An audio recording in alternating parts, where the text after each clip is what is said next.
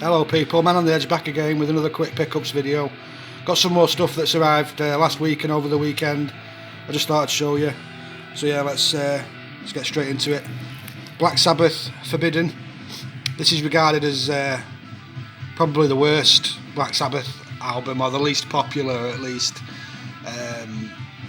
Came out in '95 when Sabbath were probably at their lowest point, I would say, in terms of popularity, and at the time it just with Britpop and I guess grunge in the US and new metal and stuff like that, it was just a low period for the group on it. But I'm actually quite fond of this. There are a few tracks on there that I do sort of, I don't skip them, but I kind of wish that they were a bit better, or maybe replaced with something else. But overall, it's perfectly, listenable album. This is one of the IRS label Sabbath records that's more difficult to get because they've never really been reissued properly, and they're a bit more difficult to get. Although there is talk of a Tony Martin. Which is, the Tony Martin era is the IRS label years, more or less. There's talk of a Tony Martin era box set coming out, but it's been delayed, and I don't know whether it's, actually going to ever emerge or not. It's a bit like the Born Again tapes. We're told that they exist and they're on the way, but it's like, maybe in 10 years, if we're lucky, they'll come out. So there's the track listing anyway in the back cover. And this one, Headless Cross. This one, the value of this is all over the place. You can get it for 20 if you're lucky. You can pay up to 60 if you're a bit silly and you don't really know. It goes up and down. But I got this for I'm pretty sure it's about £8, something like that. So that's a really good price. It's very unusual to get it, that low. Again, this is on the IRS label, so it's, one of these difficult to get hold of ones, and it's a shame because this is probably, I would say, this is my favourite Black Sabbath album, believe it or not. It's just, it's brilliant. I don't know how else to put it other than that. It's a great set of songs. And Tony Martin is an amazing singer, and I don't think he gets enough recognition really for being as good as he was. Obviously Dio was legendary and Ozzy is Ozzy. But Tony Iommi had a good, a good sense of who to bring into the band, and Tony Martin was definitely a good choice. And I think they need to work out whatever's going on with this IRS label so that they can include these on the Sabbath reissues and compilations and stuff, because it's silly that there's this entire series of Black Sabbath albums that are completely just ignored almost. They're not on Spotify, they're never included on any, they're never released on the official Sabbath YouTube channels or anything like that. It's a shame.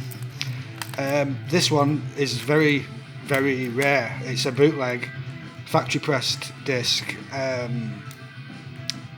Tony Iommi and Glenn Hughes from 1996. It's the recording sessions for was it the Fused album, I believe, was it? I might be wrong. I'm pretty sure that's what it was called. I don't have that album. So yeah, this one I missed out on. This was available on an auction about a year ago maybe, and I made an offer before the auction started of something like really low, like £10, and it was completely ignored. Then it came up for auction again. Obviously, I think it was a different seller, and I got it for £10 because nobody else bid on it. So I got quite lucky with that. I mean, on Discogs, This goes up to about £60, I think. I'm pretty sure this goes up to, it's quite difficult to get. Although there is different versions of this same recording, so I don't know if they're all, you know, extremely rare. Next up, Motorizer by Motorhead. Obviously just a standard official release. Good album, one of the later ones. I'm not sure if there's a deluxe edition of this, you know, with an extra disc or bonus tracks or anything like that. I'm not too sure. If there is, I can always upgrade at a different, you know, in the future. Next up, Iron Maiden, a real live dead one. Excuse me. This now makes it a lot easier for me to complete the remastered set with the Eddie picture on the spine, because Donington 92 and this one are the most expensive CDs in that set. All the other ones are, you know, £5 or below, maybe a bit more. You know, they go up and down. So I only need to get a few of the other albums and I'll have the entire remastered set. It's not my favourite series of albums that they put out. I don't like the compressed audio on these remastered ones. There was a lot of that going on in the 90s with the loudness wars and stuff. I mean, I've got both of these individually, the real live one and real dead one.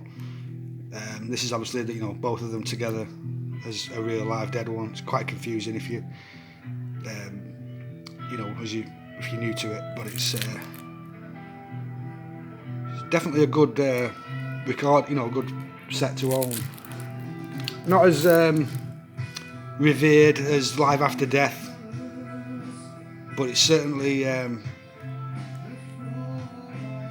you know, it's definitely a, you know, great live recording. It's obviously Bruce was kind of getting ready to leave the band at this point, wasn't he? 92, 93, that sort of time period. Next up, AC/DC in Madrid, 96. This is the No Bull show. There is a director's cut version of this, a more recent version that came out maybe 10 or 15 years ago or something. But there's not actually much difference really. I've seen the director's cut version, and the price difference isn't really, you know, it's not like it's a lot more expensive to get the director's cut. I went for this option because it comes in a dual, a plastic, you know, case. I didn't want a digipack, which is what the director's cut comes in, and I didn't want that. Maybe I'll get the director's cut at some point just to say, you know, I've got it, but it's not a priority at the moment. So there's the track listing and there's the bonus features. You can't go wrong with AC/DC DVDs. They're really good to put on when you're having a beer, you know, or whatever. It's just good, catchy, hard rock music, isn't it? And so is this, Led Zeppelin at the O2 in 2007. Now this is not the standard version that was released officially. This isn't the Celebration Day release. This is the bootleg version that came out in the years before. Basically, the concert was recorded in 2007. That's when it happened, obviously. But it took Led Zeppelin a good few years to release that officially. I think it was something like, was it 2012? Something like that. That's the Celebration Day came out. So during that 5-year period, I think it's 5 years, maybe it was more or less. During that time, obviously the bootleggers had the monopoly on. There was no other option. It was like you had to buy the bootleg version. And so there's an audience recorded bootleg CD, and there was an audience recorded concert video, which is what this is. It's very steady, good camera shot from, looks like the back of the, you know, right at the back of the arena in the corner, but it's a good camera, so it's able to zoom in and still remain very clear. And yeah, it's a good DVD. It's a good compare. You know, you can compare it to the official one, and it's It's I guess it's more of a realistic experience of what it would have been like to have been there in the arena on the night. You know, there isn't all these fast edits and you know, effects and stuff on the screen. It's basically a view from the seats. So yeah, that's a good set to own. It's a shame it comes in a digipack because they're so flimsy and irreplaceable, but I'll just make sure I take care of this one. I watched this as soon as it arrived because other than a few crappy you know, grainy clips on YouTube, I haven't really had a good watch of this audience recorded version of this show, so that was a good watch. I enjoyed it. And finally, this is a book that I've had for a good few years now. I've had this book for over 10 years, and I just thought I would give it a mention and give it a recommendation. If you've got any, even a passing interest in, you know, bootlegs, which I show a lot of bootlegs obviously on here, this book is just one of the best books I've ever read. It's absolutely amazing. Like, obviously a book can't really be that amazing, it's just words on paper, but it's so detailed and thorough, and it basically it talks about bootlegs from the entire history, like from how they started, which was basically, you know, like classical music where they would it's insane. Like obviously they didn't have proper recording equipment then, so the Bob Dylan bootleg is seen as the first one, but bootlegging as an art form, I guess, was happening way before that. And Clinton Halen, who is I believe a Bob Dylan historian, is just fantastic at documenting the entire history of bootlegs. He goes in great detail about how these these bootleg record labels were ran and were raided, and like just things that were happened at record fairs and disputes between the bootleg companies. It's just fantastic. I can't recommend it enough.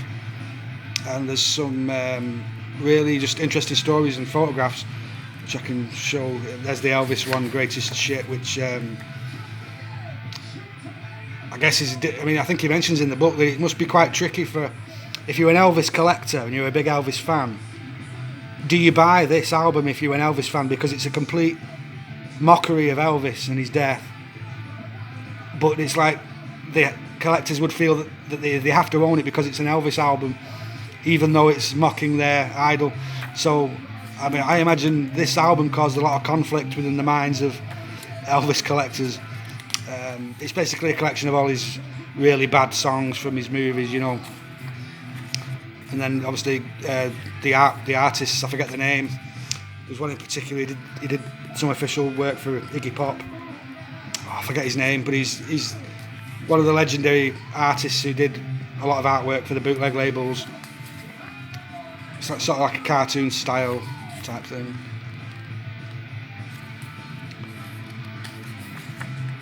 So yeah, it's just a really, really cool book, and it's not even that expensive to get.